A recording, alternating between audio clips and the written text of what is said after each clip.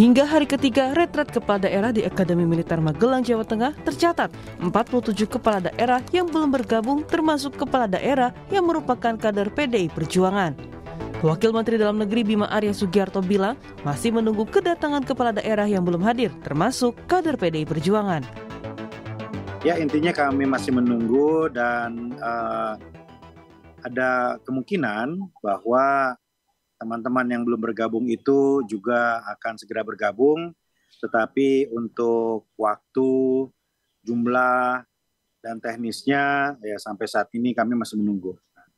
Tentu membuka ruang bagi kawan-kawan yang belum hadir ini untuk hadir dan ya sepertinya ada kemungkinan dalam waktu yang tidak terlalu lama lagi kita akan mendapatkan kabar baik.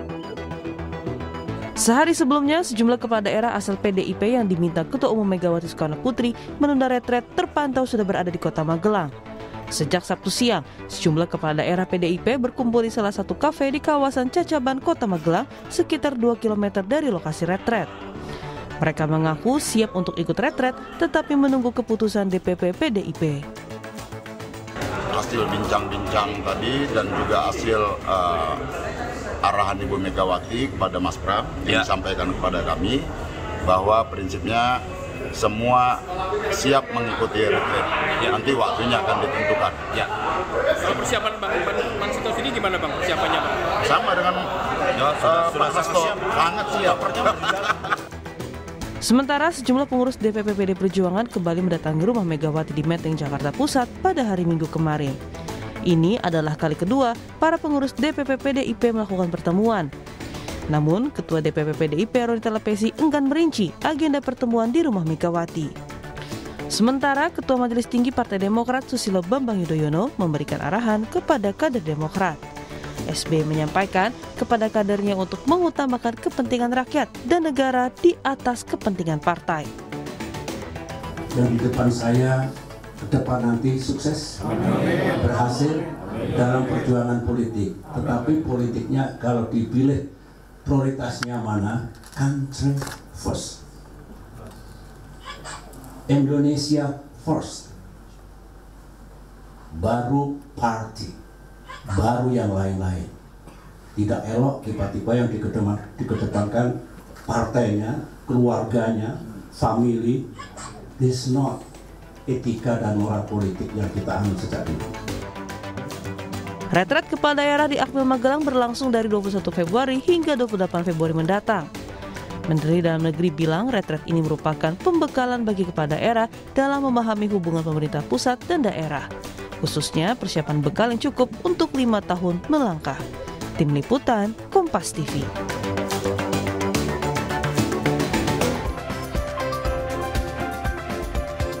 Saudara, retret kepala daerah yang berlangsung di Akademi Militer Magelang, Jawa Tengah disebut sebagai pembekalan untuk mensinkronkan antara pemerintah pusat dan daerah. Namun masih ada 47 kepala daerah yang tidak hadir dan merupakan kepala daerah dari PDIP. Lantas apa untung rugi jika kepala daerah tak ikut pembekalan ini? Dan bagaimana nasib kepala daerah khususnya dari PDIP yang masih menunggu instruksi dari Ketua Umum Megawati Soekarno Putri? Akankah ini dapat menghambat komunikasi antara pusat dan daerah ke depannya? Kita bahas bersama sejumlah narasumber. Melalui sambungan Zoom ada Gubernur Lembaga Ketahanan Nasional atau Lemhanas, Aceh Hasan Said Srili. Selamat pagi, Kang Aceh. Selamat pagi, Mas Mario. Terima kasih, Kang, sudah bergabung di Dialog Sapa Indonesia pagi hari ini. Dan pengamat politik Universitas Paramadina Ahmad Khairul Umam yang nanti akan bergabung dan sudah konfirmasi akan bersama kita pagi ini. Dan juga kami sudah mencoba menghubungi perwakilan dari PDIP, namun hingga kini belum ada yang merespon. Selamat pagi, Kang Aceh. Kita melihat 2 hari, Kang, ya. Hari pertama, hari kedua, Lemhanas. Sehingga juga memberikan efek juga Kang Aceh pagi ini kelihatannya agak letih nih. Kang, bagaimana mungkin bisa bercerita sedikit terkait dengan bagaimana antusias kepala daerah di sana, bagaimana hari pertama dan hari kedua Lemhanas memberikan materi-materi kepada sejumlah kepala daerah yang hadir. Bisa ceritakan sedikit, Kang? Ya, Lemhanas sendiri, Mas Mario, diberikan tugas untuk memberikan pembekalan selama 2 hari. Ya. Hari pertama dibuka oleh Menteri Dalam Negeri dan setelah itu saya sebagai Gubernur Lemhanas memberikan materi terkait dengan geopolitik ya dan dampaknya terhadap kepentingan dalam negeri kita. Dan tentu ini pun juga menjadi bekal bagi para kepala daerah bahwa tidak ada kebijakan di negara kita yang tidak bisa dilepaskan dalam konteks global. Misalnya berbagai ketegangan di beberapa kawasan, ya, itu kan pasti akan mempengaruhi terhadap rantai pasok dan mempengaruhi juga terhadap harga-harga komoditas, ya, dan juga misalnya kebijakan-kebijakan negara-negara yang berpengaruh seperti Amerika, Tiongkok itu kan pasti akan mempengaruhi terhadap bagaimana komoditas-komoditas ekspor impor kita gitu, yang tentu kepala daerah kita dorong agar mereka bisa membaca ini sebagai peluang juga. Misalnya soal bagaimana memastikan agar diversifikasi terhadap produk-produk unggulan daerah dan mendorong iklim investasi yang mudah, sehat, dan kondusif bagi upaya mensejahterakan rakyat. Gitu ya. Dan yang kedua, yang kami tekankan juga aspek ketahanan nasional dan wawasan kebangsaan. Nah, satu hal yang kami tegaskan di dalam retreat kepala daerah ini tentang wawasan kebangsaan, kita ini kan NKRI, Negara Kesatuan Republik Indonesia. Ada hubungan pusat dan daerah. Hubungan pusat daerah tersebut, filosofinya itu jelas bahwa pemerintah daerah itu adalah bagian dari pemerintah nasional, gitu ya. Jadi tidak bisa satu daerah berbeda dalam hal sebuah keputusannya dan bertolak belakang dengan daerah yang lain. Karena itu dibutuhkan kolaborasi antara daerah, karena sebagaimana Undang-Undang Dasar 1945 bahwa kita ini adalah negara kesatuan di mana pemerintah daerah itu adalah bagian dari sistem pemerintahan Indonesia. Makanya ya, di dalam konteks sistem pemerintahan itu ya, ada yang dikenal dengan otonomi, tapi juga ada yang dikenal dengan dekonsentrasi. Ya. Nah, kita tahu misalnya pemerintah pusat, pemerintah provinsi itu adalah wakil dari pemerintah pusat dan menjalankan apa yang menjadi penugasan yang diberikan oleh pemerintah pusat. Nah, karena itu pemahaman tentang bagaimana relasi antara hubungan pemerintah pusat dan daerah itu betul-betul harus clear sehingga kita ini sebagai bangsa tidak boleh terpecah-pecah karena misalnya masing-masing punya kepentingan yang sifatnya sektoral, tetapi harus dikedepankan kepentingan nasional kita.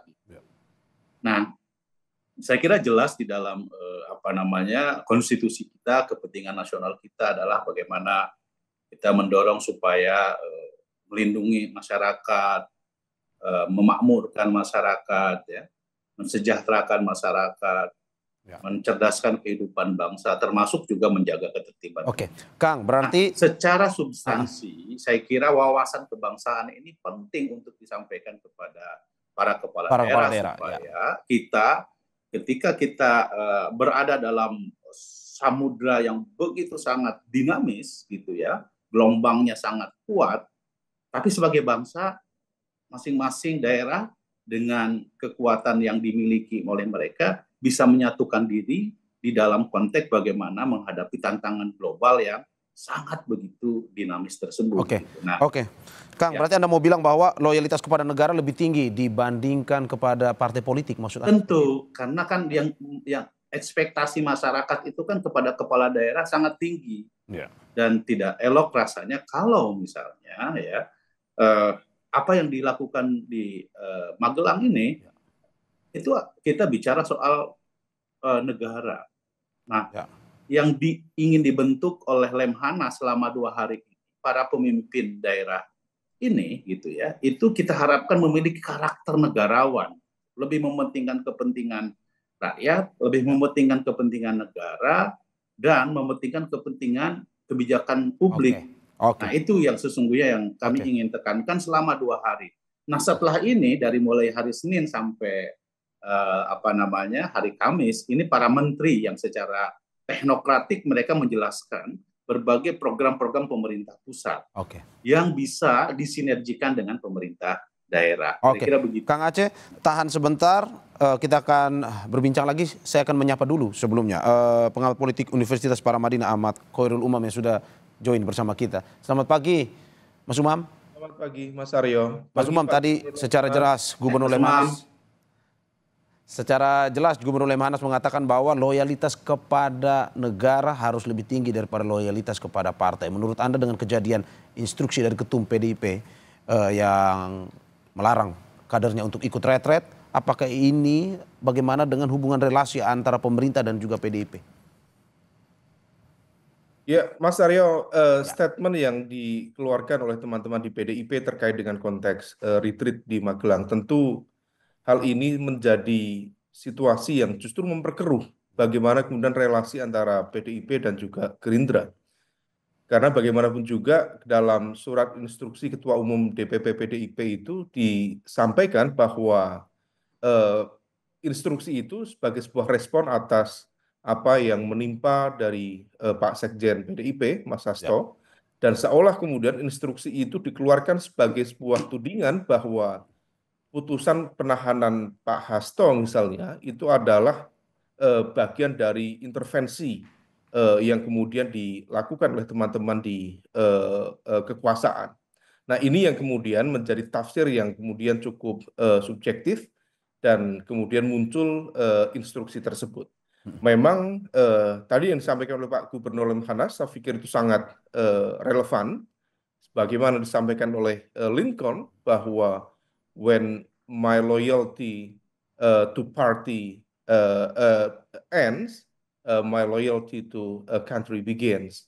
Artinya bahwa ketika kemudian sudah masuk dalam loyalitas di ranah publik, sudah dimulai karena memang sudah disumpah, sudah diangkat, maka dalam konteks relasi politik praktis, dalam konteks relasi kepartaian, itu kemudian tidak lagi menjadi sebuah prioritas karena sudah dijadikan sebagai panduan bahwa rakyat harus diutamakan. Kalau dalam bahasanya Kang Aceh itu maslahah ammah muqaddamatun ala maslahatil khosoh gitu. Sehingga kemudian itu yang kemudian harus dijadikan sebagai panduan utama. Nah, ini yang kemudian harus ditata betul. Jangan sampai kemudian dalam 5 tahun ke depan menjadi sebuah situasi yang tidak begitu produktif, tidak begitu kondusif. Karena kalau misal kemudian terjadi perlawanan praktis dari teman-teman PDIP, ada sekitar 196 kepala daerah, kemudian tidak terjadi sinkronisasi yang optimal dengan pemerintah pusat, maka ini akan memperkeruh situasi relasi pusat dan daerah. Dan kita tahu salah satu evaluasi mendasar dari desentralisasi adalah terjadinya mismatch dalam konteks target, dalam konteks kebijakan, dalam konteks strategi. Berkali-kali dalam sejumlah kesempatan, contoh yang paling real, Pak Presiden Prabowo itu menyampaikan bahwa dibangun banyak sekali bendungan, waduk untuk meningkatkan swasembada pangan. Tetapi praktis karena pemerintah daerah tidak mengalokasikan dan tidak membuat target, bagaimana kemudian itu bisa dioptimalkan sehingga irigasi sekunder, irigasi tersiernya yang kemudian bisa menjangkau sawah itu kemudian tidak terbangun dengan baik. Akhirnya per sekarang kita memiliki sekian luas area persawahan di Indonesia, praktis yang mendapatkan irigasi secara optimal itu hanya 17%. Kita bisa bayangkan. Artinya apa? 20 tahun lebih kita menjalankan otonomi daerah, desentralisasi, tetapi kemudian ada situasi yang kurang nyambung, ada disengage. Nah, ini yang kemudian harus ditata dengan baik, bukan justru ditarik dalam ranah relasi politik praktis yang lagi-lagi menjadi subjektivitas dan pertarungan ego yang tidak begitu produktif. Mas Umam, Anda mau bilang bahwa ini adalah perlawanan politik yang dilakukan oleh PDI Perjuangan terkait dengan kasus sekjen mereka, dan apakah mungkin saja ini adalah tanda PDIP siap jadi oposisi? Iya, diakui atau tidak, ini kan respon politik. Sehingga kemudian ketika meminta kader untuk kemudian tidak hadir di retreat di Magelang, maka memang bisa ditafsirkan sebagai sebuah perlawanan politik dari PDIP terhadap kekuasaan ya. Meskipun tentu ini belum bisa dijustifikasi, belum bisa disimpulkan sebagai sebuah final decision karena ada diksi kemarin menunda, dan menunda itu bisa ada barangkali putusan-putusan lanjutan yang kemudian bisa memberikan dorongan lebih lanjut gitu. Tetapi bahwa kemudian itu sudah dikeluarkan, maka ini adalah sebuah manuver politik sebagai bagian dari sebuah opsi tidak percaya, opsi kekecewaan terhadap langkah pemerintah. Barangkali kalau misal kemudian secara subjektif saya mencoba untuk menafsirkan, tampaknya memang sudah ada semacam komunikasi politik dan juga komitmen antara PDIP dengan misalnya Pak Prabowo. Dalam sebuah kesempatan kita masih ingat Bu Megawati mencoba untuk menyampaikan semacam dialog imajiner antara beliau dengan Pak Prabowo. Seandainya ada pihak-pihak tertentu yang kemudian memperlakukan sekjen kita sebagai ketua umum partai, bagaimana rasanya? Artinya bahwa itu bukan sekedar dialog imajiner, tetapi disampaikan di ruang publik, artinya bahwa ada semacam ekspektasi yang dimiliki oleh Bu Mega, oleh teman-teman PDIP, yang meyakini bahwa dalam proses ini di KPK bisa diintervensi, dipengaruhi oleh kekuasaan. Nah, ini yang kemudian putusan yang kemarin dilakukan oleh penyidik KPK untuk menetapkan sekaligus juga melakukan penahanan dianggap sebagai sebuah langkah yang justru menjadi bagian dari bentuk intervensi. Oke, Kang Umam, yang kemudian menjadi agak memperkeruh situasi. Sebelum saya ke Gubernur Lemhanas, saya ingin bertanya terkait dengan apakah mungkin saja bahwa ini melihat Kang Umam melihat ada satu sisi ada instruksi dari PDIP untuk melarang, tetapi di satu sisi Gubernur Jakarta Pramono Anung ini sudah tiba di Yogyakarta, kabarnya akan mengikuti retret. Apakah mungkin saja ini menjadi tarik ulur sebenarnya mau tidak mau PDIP untuk mengikuti retret dan Mas Pram menjadi juri lobby atau kompromi politik yang terjadi antara pemerintah dan juga PDIP melalui Mas Pram? Ya, bisa saja. Selama ini memang Mas Pram dikenal memiliki pola komunikasi yang jauh lebih fleksibel, memiliki kedekatan yang baik dengan semua elemen kekuatan politik di Indonesia, dengan Pak Prabowo, dengan Pak Jokowi, dengan Pak SBY, dan kemudian itu barangkali menjadi sebuah upaya untuk menciptakan icebreaker, sehingga kemudian komunikasi kebuntuan-kebuntuan informasi yang kemudian selama ini terbangun bisa dilumerkan dengan baik. Tetapi per hari ini juga belum ada perkembangan signifikan. Kemarin beliau memang kabarnya sudah mendekat ke bandara di Yogyakarta, tetapi menurut informasi per pagi ini juga kabarnya kembali ke bandara, sehingga kemudian kesimpang siuran ini masih menjadi hal yang patut diantisipasi bersama. Tetapi satu hal yang perlu disampaikan, perlu dipegang baik-baik oleh teman-teman di PDIP, jangan sampai kemudian manuver secara politik praktis ini berdampak terhadap instabilitas politik secara general. Karena bagaimanapun juga pola relasi antara kekuasaan pusat dan daerah itu betul-betul harus dioptimalkan. Kita tahu banyak sekali daerah-daerah yang butuh backup, butuh pendampingan, sehingga kemudian otonomi daerah bisa dioptimalkan. Kalau misal tidak, dengan situasi efisiensi yang seperti ini, Mas Aryo, rasa-rasanya pemerintah daerah itu semakin bergantung pada APBN, dan mayoritas selama proses desentralisasi APBN menjadi tumpuan utama. Mereka lebih banyak gantung ya ke transfer ke daerah, TKD dalam bentuk DAU dan DAK, dana alokasi umum dan dana alokasi khusus, dan inovasi-inovasi kebijakan itu belum begitu optimal dilakukan. Nah, kalau misal retreat itu bukan hanya dijadikan sebagai sebuah momentum untuk bukan sekedar saling mengenal, bukan sekedar saling bertegur sapa, tetapi juga transfer of knowledge dari sejumlah kepala-kepala daerah, terutama di kalangan petahana, termasuk barangkali Kemendagri berkenan atau Lemhanas berkenan untuk sharing policy, public policy yang dianggap successful, barangkali itu kemudian bisa menjadi instrumen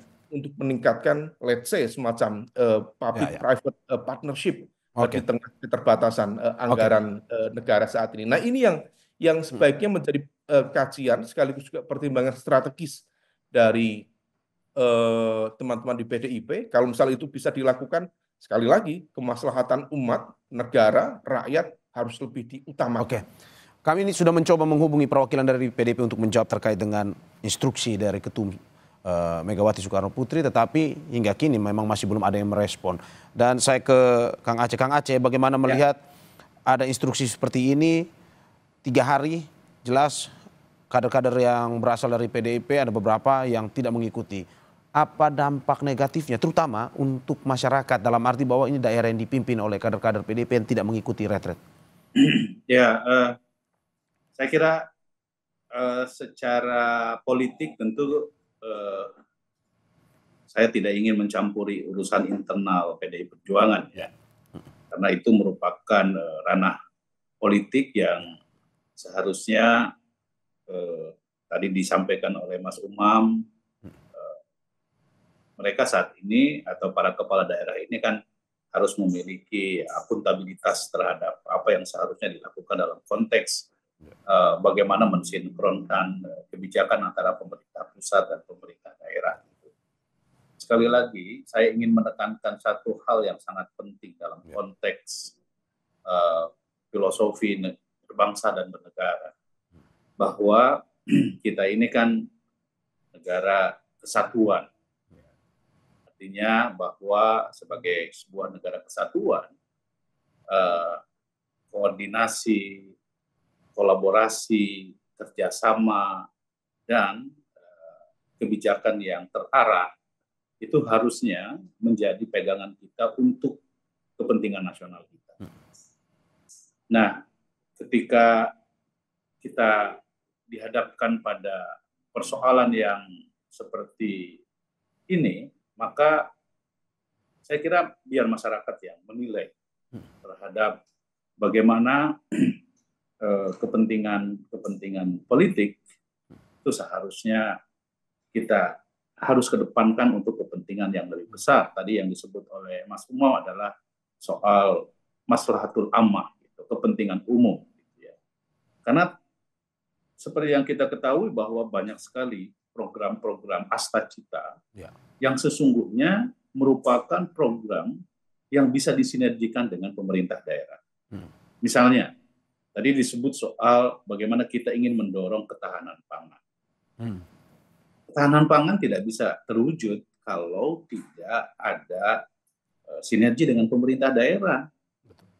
Yang punya daerah itu adalah, yang punya wilayah itu adalah pemerintah daerah. Ketersediaan irigasi, ketersediaan para petani, dan ini kan semua juga dilakukan dalam konteks bagaimana rakyat yang harus menikmati dari berbagai program-program yang dikeluarkan oleh pemerintah pusat maupun pemerintah daerah. Nah, kalau kita masih berpikir soal ego sektoral, maka rasanya sulit bagi kita untuk bisa membangun kebersamaan menuju cita-cita, misalnya tadi soal ketahanan pangan. Atau misalnya program seperti ketahanan energi. Kan kita tahu bahwa tantangan ke depan buat kita adalah bagaimana memastikan agar kebutuhan-kebutuhan dasar masyarakat bisa dipenuhi, termasuk diantaranya soal energi. Bagaimana program reindustrialisasi, hilirisasi, dan lain sebagainya, itu bisa akan terwujud kalau ada sinergi. Jadi pemerintah pusat tidak bisa bekerja sendiri. Karena itu, dukungan politik, dukungan kebijakan, dukungan sinergitas antara berbagai komponen masyarakat di dalam mewujudkan Astacita itu memang diperlukan, dan kuncinya juga ada pada pemerintah daerah. Nah, tadi saya kira tepat sekali yang disampaikan oleh Mas Umam bahwa kan misalnya Menteri Keuangan menyampaikan ada dana yang cukup besar yang ditransfer kepada daerah. Ini kan semua harus ada dalam satu platform perjuangan yang sama. Kita mau kemana ke depan? Nah, tidak bisa penggunaan dana APBD misalnya itu diarahkan tidak sesuai dengan apa yang menjadi visi ke depan.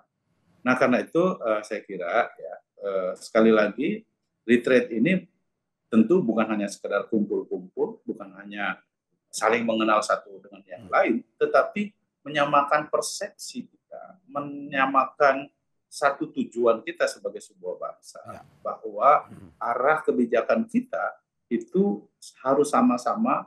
Kita telah memiliki RPJMN, rencana pembangunan jangka menengah selama 5 tahun ke depan, dan itu sudah menjadi keputusan politik sesuai dengan undang-undang yang disepakati oleh DPR. Nah, ini semua kan harus menjadi acuan kita sesuai dengan lokalitas daerahnya masing-masing, tanpa harus memberikan semacam tekanan kepada daerah, tetapi arah kita harus ada dalam satu kontestasi yang sama, dengan kompas yang sama. Kita ingin menjadikan Indonesia maju, Indonesia Emas 2045.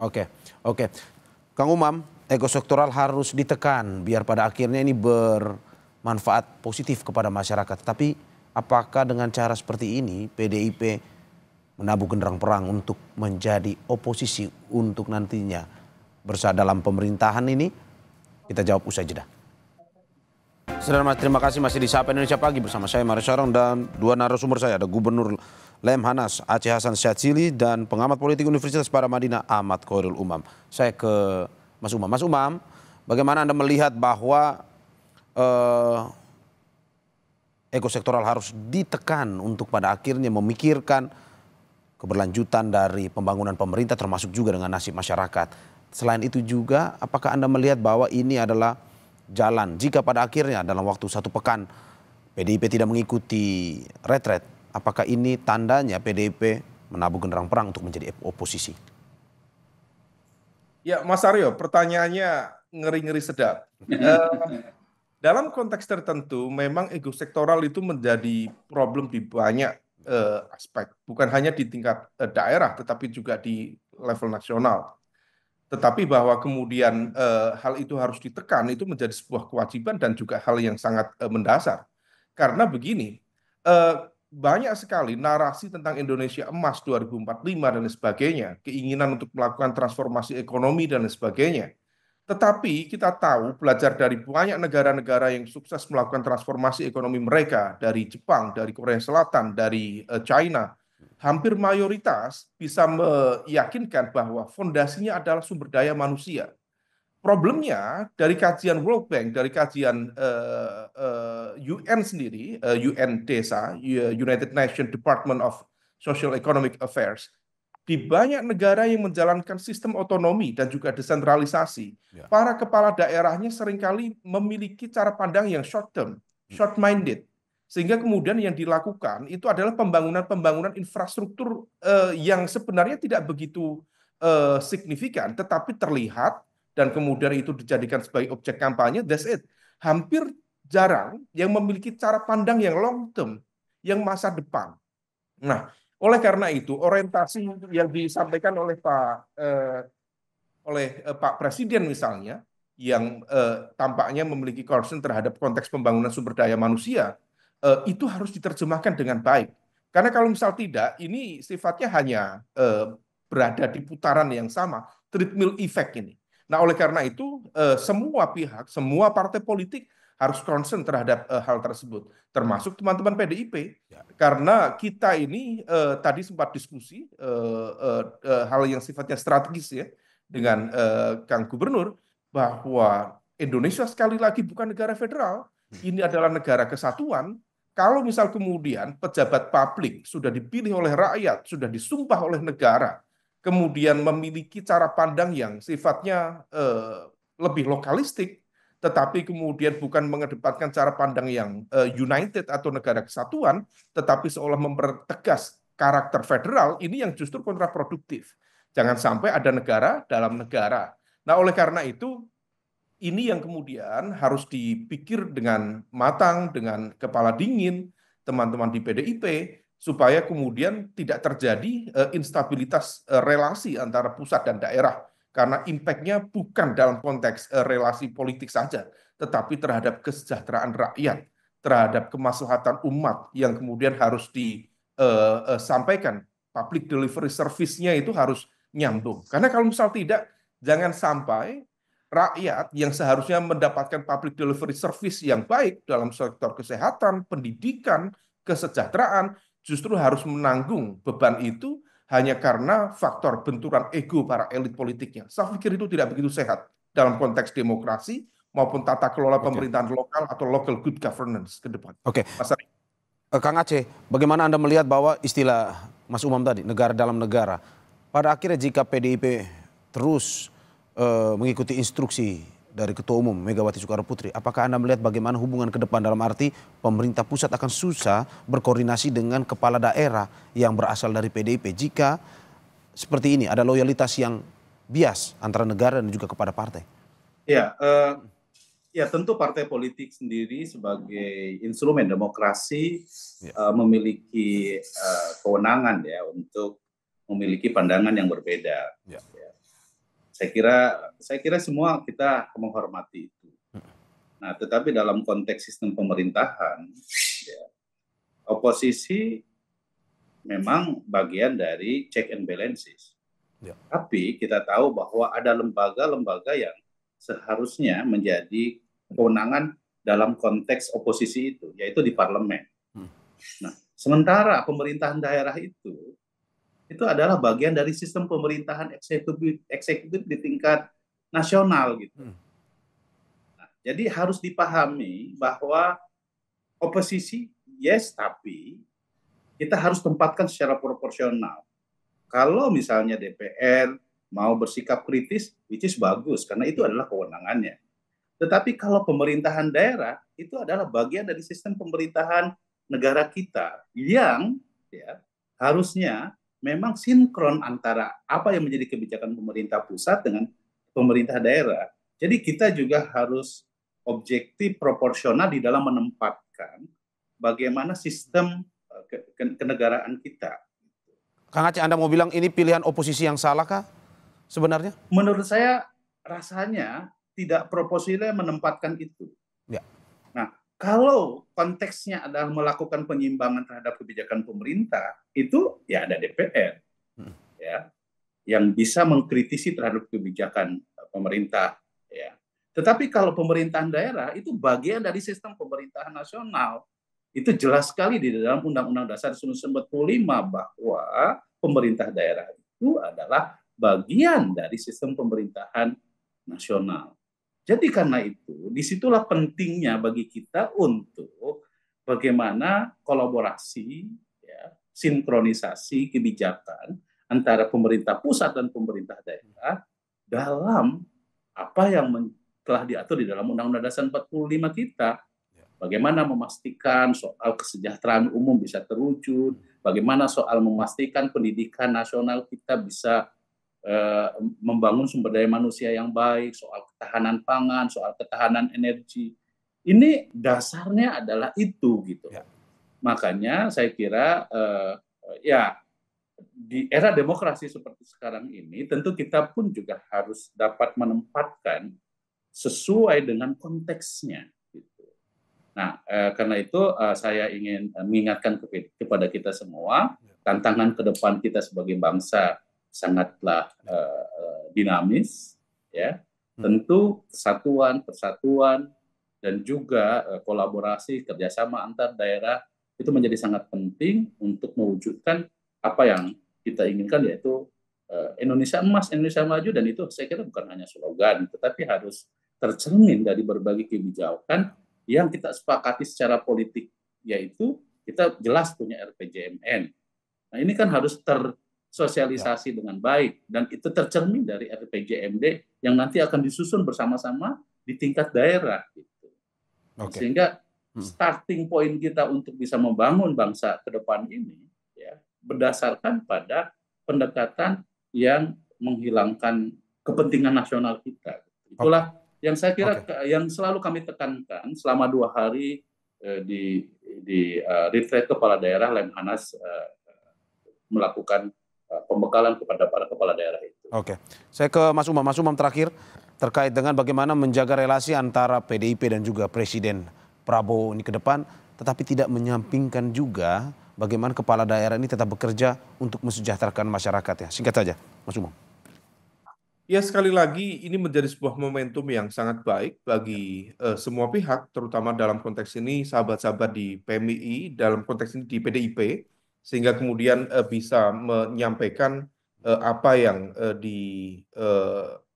tadi menjadi concern dari sejumlah pihak, bahwa dalam konteks relasi antara PDIP dengan pemerintah harus menjadi lebih profesional, lebih objektif, sehingga kemudian tidak membawa ranah otoritas kebijakan publik dalam konteks manuver politik di tanah air.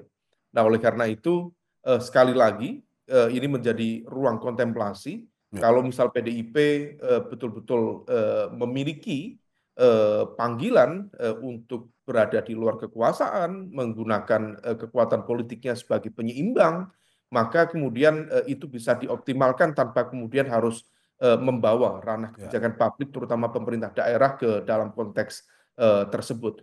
Tetapi kalau misal kemudian tidak, tentu ada kalkulasi politik internal yang kemudian bisa digunakan sebagai basis analisa dalam konteks kebijakan strategis partai. Kalau misal kemudian itu tetap dilakukan, dan kemudian tentu PDIP memiliki ekspektasi bukan sekedar bagi-bagi menteri, tetapi bagaimana kemudian menemukan cara pandang, pertemuan visi, sehingga kemudian nyambung antara Gerindra dan juga PDIP. Dalam konteks ini Gerindra sebagai the ruling party, tetapi koalisi Indonesia Maju secara umum bisa nyambung dengan cara pandang PDIP. Oke. Pikir ini komunikasi dasar yang harus diperbaiki oleh masing-masing, dan perlu memanage ekspektasi, karena tampaknya PDIP memiliki ekspektasi dan teman-teman di kekuasaan juga memiliki ekspektasi. Oke. Semoga apa yang terjadi, dinamika yang terlihat pada hari ini, ujung-ujungnya pada akhirnya memberikan dampak positif kepada masyarakat seperti yang disampaikan. Terima kasih Gubernur Lemhanas Aceh Hasan Syadzili atas kehadirannya. Terima kasih pengamat politik Universitas Paramadina Ahmad Khairul Umam atas apa yang disampaikan. Terima kasih Bapak-bapak, semoga sehat selalu.